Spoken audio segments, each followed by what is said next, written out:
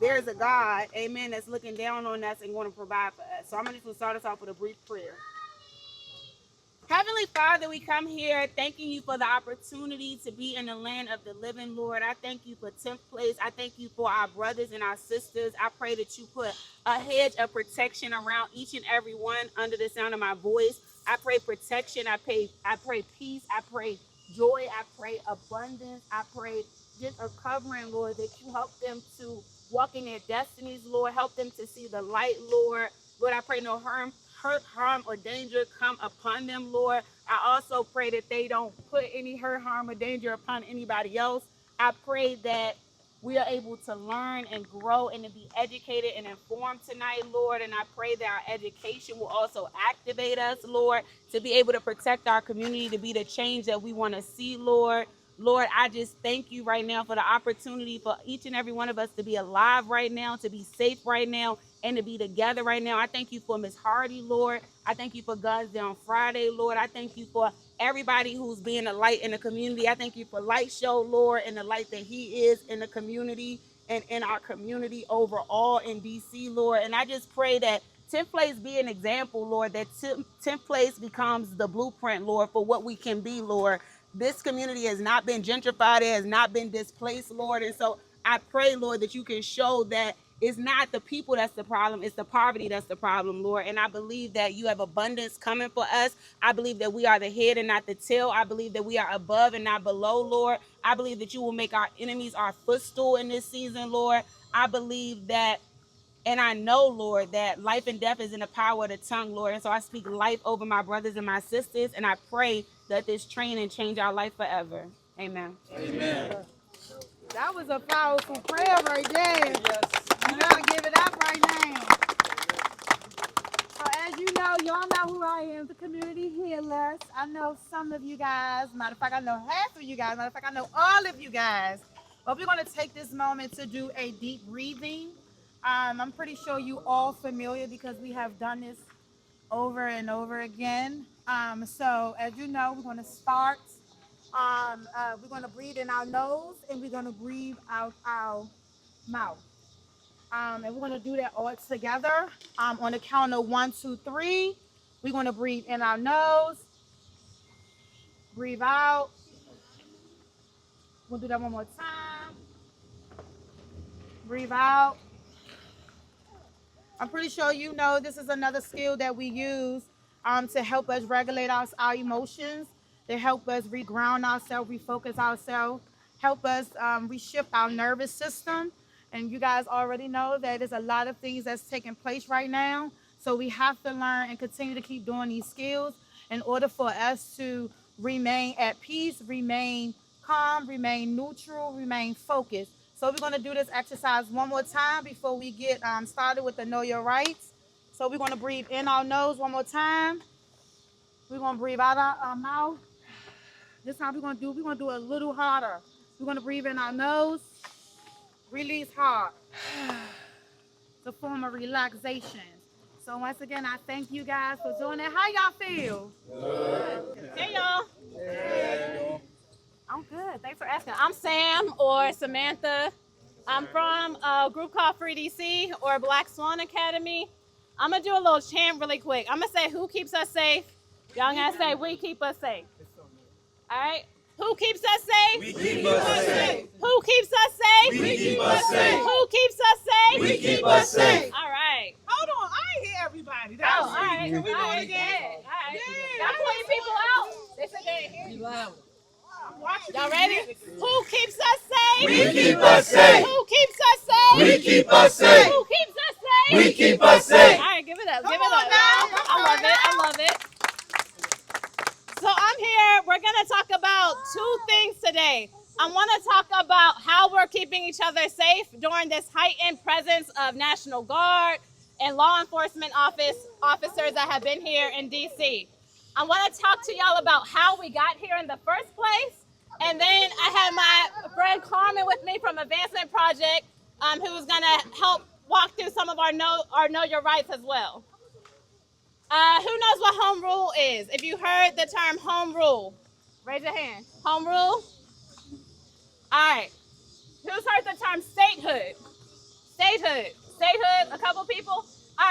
So DC is not a state. What that means is we have no power, no voting power at the Congress and Senate level. So the President Trump is able to come in and show up in DC, take over DC in the ways that he's not able to do in any other city, any other state. It is unique to DC. Because of that, he has used home rule to be able to take over or authorize our local police department and direct them to do things on behalf of the federal government. He's also put federal agents across the city. So FBI, Homeland Security, ICE, a number of other people are out walking along with Metropolitan Police Department. And then lastly, he has the National Guard all throughout our streets in DC. And so it's putting specifically Black young people in harm's way of getting locked up more frequently or getting harassed in ways that we might not have experienced before. What that also has done, the takeover, the federalizing of our land, is it made some of our laws kind of murky. Where before, we might have been able to use marijuana publicly. One, marijuana has never been legal, it's been decriminalized. But because of the Trump administration and its federal takeover, they are now using that as an entry point or a reason to harass us. They're also using fare invasion, so jumping the turnstiles at the Metro as a reason to harass us. They're using curfew as a reason to harass us.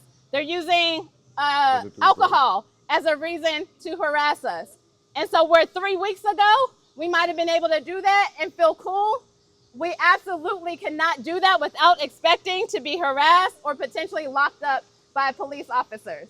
Their goal and their hope is that they're going to aggravate us, that they're going to frustrate us enough that they can put some charges on us, mostly assaulting a police officer, but there could be other charges as well.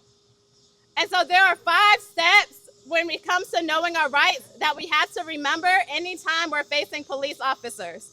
And I'm gonna bring up Carmen to help us talk about this. But the first step is to simply, anytime a police officer approaches you, and some of y'all already know this, is to say what? Nothing. And I'm free to go. Thank you. We got a few. Yes. You can say nothing at first, like don't just initiate a conversation with a cop. But if they initiate a conversation, if they're just like, hey, what's your name? What's your response? And I'm free to go. Am I free to go? All right, I need everybody to say that. Yeah, I was gonna say. Am I free to go? Am I what? Am I free to When go? they walk up to you, how you doing, sir? I'm free to go. Oh, okay. What's your name? Am I free to go? All right, how you doing? Can I get some of them Cheetos? Oh, okay. Let me see. Excuse me, young man. Who is that on your shirt? Am I free to go? You are not asking them what the problem is, because that continues the conversation. The goal is to end the conversation as quickly as possible. So your first response is, am I free to go? If they say yes, then you leave. If they say no, then you can ask further questions. So if you are stopped and the police say, you ask, am I free to go? And they say no, what do you do then? Asking what are you being stopped for? Yep. Who are you? Did you go to law school? I love this. What else? What else should we do? Hold on, what are we supposed to say? Because I need everyone to know this. What are they supposed to say? I said, what am I being stopped for? What am I being stopped What for? is I the need problem everybody called? say, what am I what? Being stopped for. What am I what? What am I being Young stopped man, for? how you doing? What, how you doing, young man? Am I free to go? Okay. So what if you're like, no, you're not free to go. And then we're like, so what do you do? That's right. So he needs to tell you if there's a probable cause or a reason why they're stopping you. Have you committed a crime? Have you done something, right? And at that point, he's like, yeah, you're not free to go. I'm detaining you. I'm stopping you. Then that's when we just stop talking, right? You have the right to remain silent. Okay? Excuse me, sir. I see you bulky. You're talking. Yep. Am I free to go? Okay. Yeah. All right. No, you're not. No, you're not. I don't consent to no such though. Okay. There we go. These are the phrases we need to know. So we have 3 things so far. Am I free to go? What's the problem? What are you stopping me for? I do not consent to a search. They might be trying to pat you down. You have to say it out loud. Carmen pointed out earlier that some of this stuff, they might ignore you completely. But all these things are for documentation. So if you end up in court, your lawyer has the proof that they need. And that is why if you are with a friend, a partner, then you need to ensure that they are also filming. So here we go. And so you are to film, but not interfere. Yep. Y'all hear that?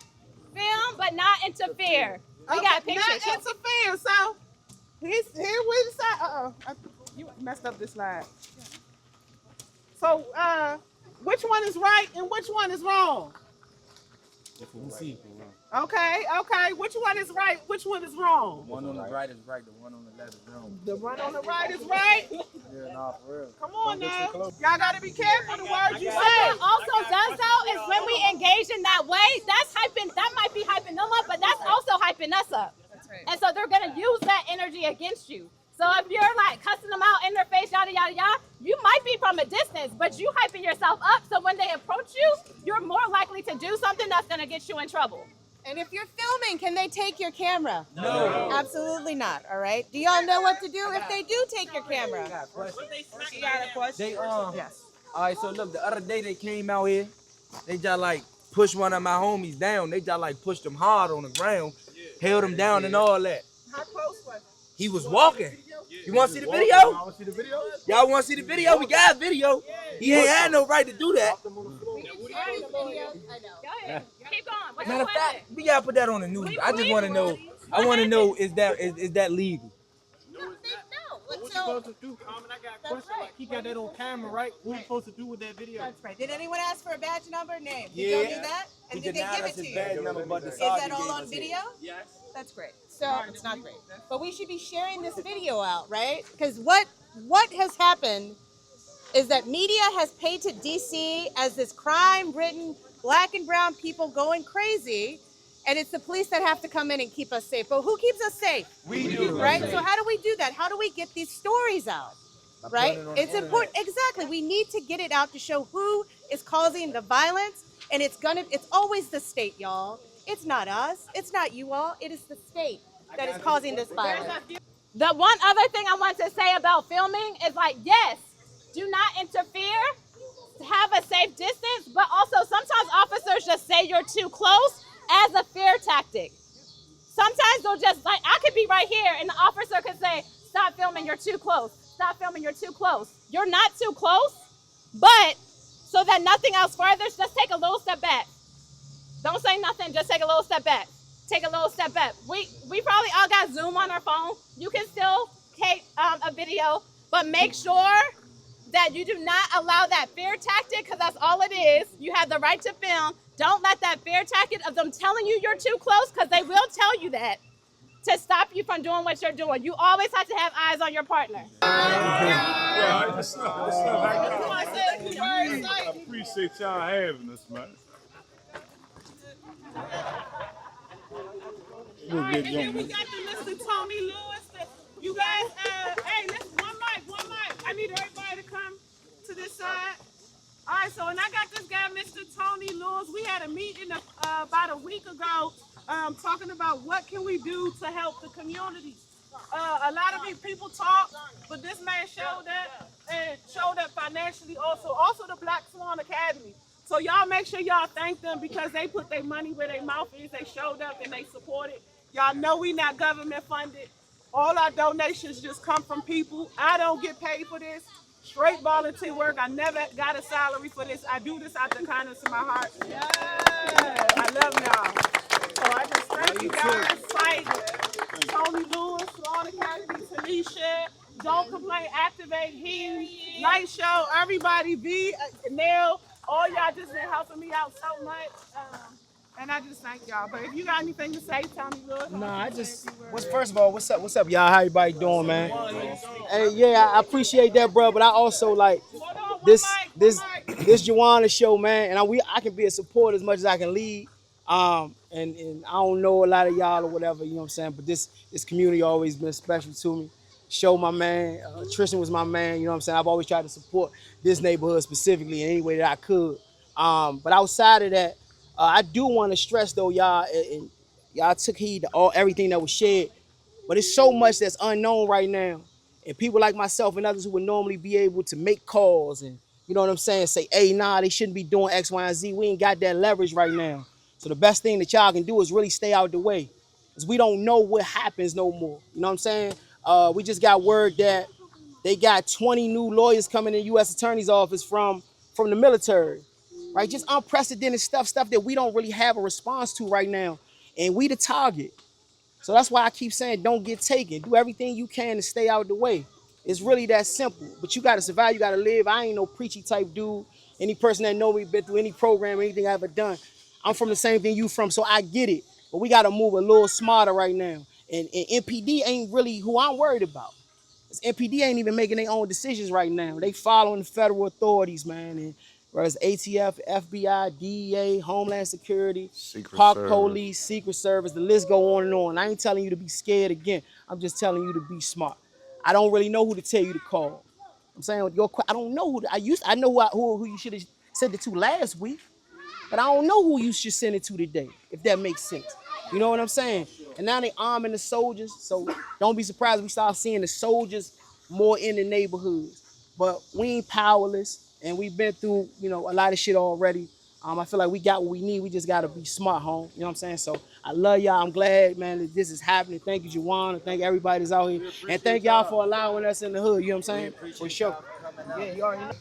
Yeah, man, we appreciate y'all having us, man. Welcome us into your community. You know what I mean? And, being a returning citizen, man, one thing that a lot of these people don't talk about, man, is that our laws and our legislations that we have that governed us are different than what these people coming in the city understand or know. You know what I mean? And they not taking any classes to learn our culture or to learn our legislation or DC government laws. You know what I mean? So, it's different. So these, types of community things, man, teaching you laws and teaching you how to move about this city, man, and keep yourself safe, man, are important.